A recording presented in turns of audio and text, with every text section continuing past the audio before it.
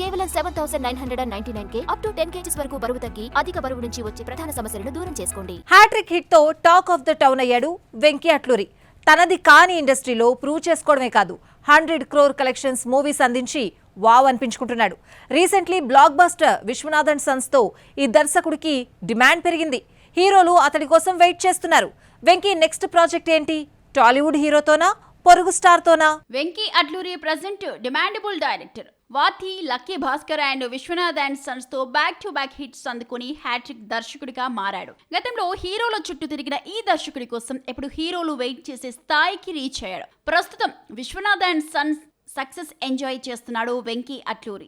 150 కోట్ల రూపాయలు క్రాస్ చేసిన సూర్య, మమితా బైజు ఫిలిం 200 కోట్ల రూపాయల వైపుకు దూసుకెళ్తోంది. విశ్వనాథ్ అండ్ సన్స్ తర్వాత వెంకీ అట్లూరి లెక్కలు మారిపోయాయి. ఇంకా నెక్స్ట్ ఏంటి అనేది ఫైనలైజ్ కాలేదు, కానీ అతడితో వర్క్ చేసేందుకు స్టార్ హీరోలు వెయిట్ చేస్తున్నారు.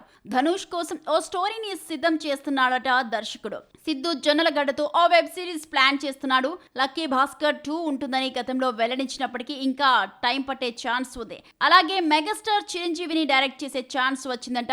ఆయనకు తగ్గ కథ రెడీ కాగానే చిరుతో వర్క్ చేయనున్నాడు వెంకీ. తాజాగా నాగ చైతన్య పేరు కూడా వినిపిస్తోంది. సాధారణంగా ఏదైనా సినిమా చేయాలంటే చైతన్యకు కథ చెప్పడం వెంకీ అట్లూరికి అలవాటు. కానీ ఈసారి కథ చైతు కోసమే సిద్ధం చేయబోతున్నాడట.